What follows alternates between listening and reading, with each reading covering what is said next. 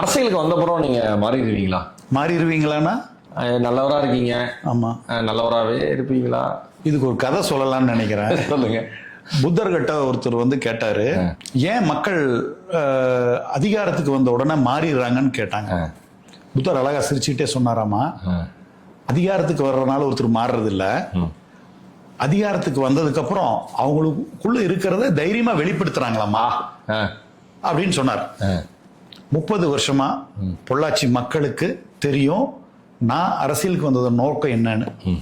சேவை அப்படிங்கறத தவிர வேற எந்த நோக்கம் எனக்குள்ள இல்லை. அப்போ எனக்குள்ள இருக்கிறது என்னவோ அதுதான் நான் அதிகாரத்துக்கு வந்தாலும் வெளிப்படும். அப்போ நான் அங்க வந்ததுனால மாறணும்னா எனக்குள்ள வேற இருந்தா மட்டும்தான் அந்த மாற்றம் வரும்.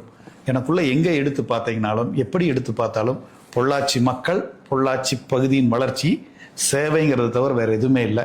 அதனால அதிகாரத்துக்கு வந்தா அந்த சேவை தான் வளருமே உரிய வேற எதுவுமே மாற்றம் வராது. இதே நித்யானந்தம் தான் இந்த உலகம் பார்க்கும். அழகான பதில். மறக்காதே